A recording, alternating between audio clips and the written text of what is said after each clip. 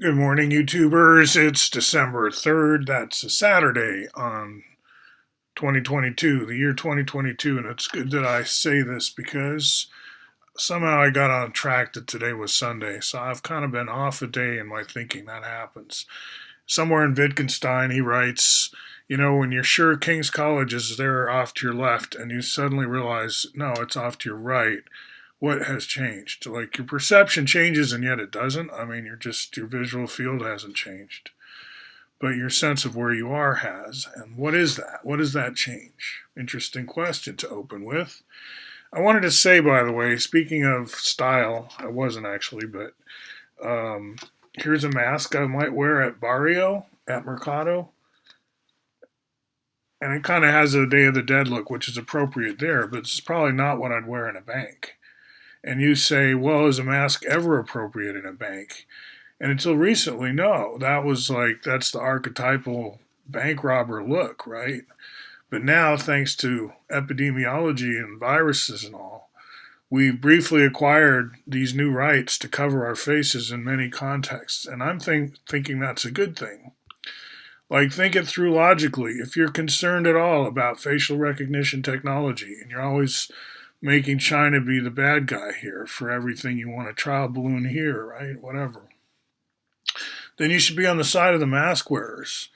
Not because of viruses, not because they're stupid, but because they are pioneering privacy in the realm of fashion, right? Where's the fashion show where women really do bundle up and so do men, right?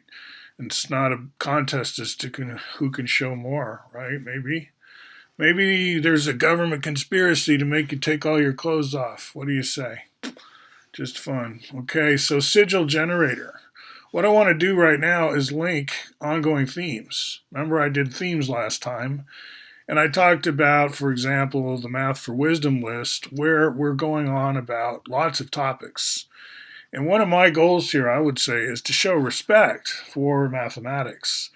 Because Buckminster Fuller, topic in this channel, had to be polemical really to get attention in some ways. Like why didn't he just write like normal journal articles like everybody else? Well, the kind of thing is you have to do all this like, before you're published as a professional mathematician, you have to become a professional mathematician or aspire to be one and so on.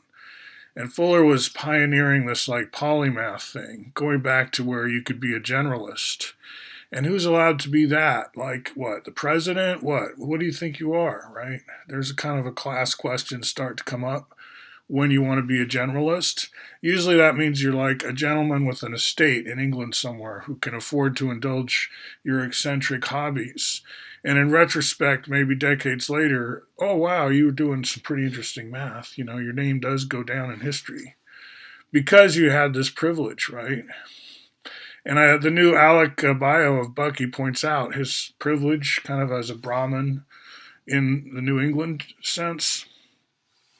So I'm going forward through, now these pictures, they're just downloading in this notebook kind of directly over the internet. I embed them, I haven't given full credit, and I'm clear on the um, Math for Wisdom list that this is just scratch notes that I want to share with them, right? So I'm pioneering into this kind of new curriculum, a high school curriculum, where group theory is certainly within range of our clientele, which would be, say, high schoolers.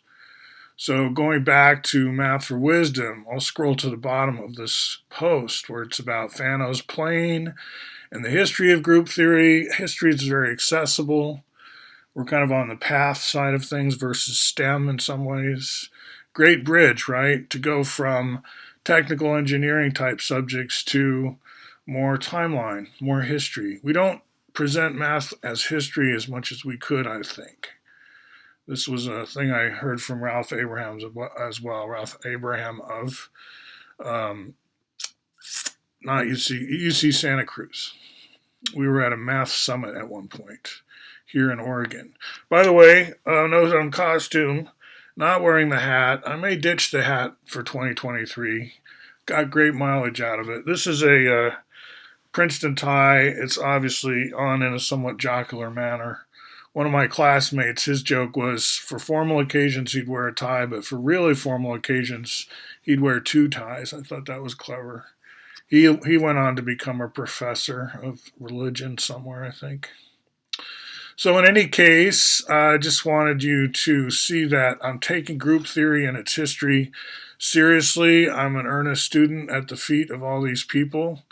I have respect, and so when we have Bucky also integrated into the same circuitry as just more math that we study in some cases and literature, etc., it's not an adversarial relationship. We're not trying to pioneer a new polemics where we're trying to gun down all these thought and belief systems that are already out there and have a lot of sway, right? No, we want to integrate. We want to be part of the team, right?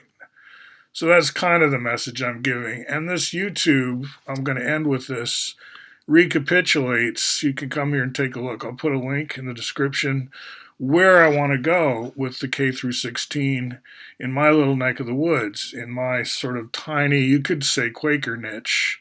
Why Quaker? Because they're into making schools historically. Swarthmore College started the math forum where I started to get to talk to John Conway about some of this stuff. Like we were starting to have a conversation, and then they moved over to Drexel, wasn't it? And then the NCTM came in, and now that whole forum's gone. I don't think there's any record of any of those communications. But it's not that they didn't happen. And sure, Conway did not see that he was like there are a lot of genre issues around synergetics. That's what this channel is also about, right? Like, are we trying to say that Fuller proved math was wrong in some way? And I think if you're way out in the spectator booths, way up high in the bleachers somewhere watching the show, you might think that's happening, but that's not what's happening. And as a matter of fact, to end here, my planet that I have for Urbit is going to take me into a permutation space that the Urbit people use as an address space. And every planet or other ship is associated with, did I spell that right, is associated with a sigil. And there's what we call a sigil, which I could color code. So when I first signed up for a planet, that's what they sent me, is this name, that's what I get, and a sigil, which is basically an NFT. Or you could say it's the symbol of an NFT. We could get into the philosophy, into the woods here. But this is the world of permutation spaces, groups, group theory, all this kind of stuff. And what I do in my curriculum here is I suggest a fork in the road around 8th grade where we allow students to progress forward on one of two tracks through the math world, not just one. In other words, you can go through the current pre-calculus, right, and calculus, that's what we call delta calc here in this picture. Or you can, this A is for algebra around 8th grade, you can take this other path, which is much more what we think of as computer science today. But if you consider it computer science, then the math culture doesn't have to adjust. Basically, specialization becomes over-specialization insofar as we allow mathematics to dumb itself down to just be the one track and not the other. So we got to keep both of these tracks through math, at least through, say, 12th grade. This is what I'm arguing. Out here in the Silicon Forest, right? Because what do we do here? We do silicon stuff. We do chips, we do fab, we do computers, we do software.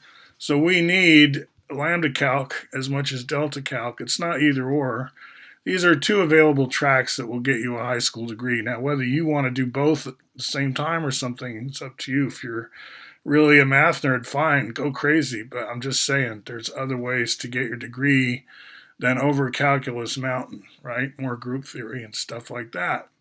So we do have an agenda out here, but it's not one of dissing or trashing establishment math. That wouldn't be our goal. All right, just wanted to be clear, and we'll talk to you again soon.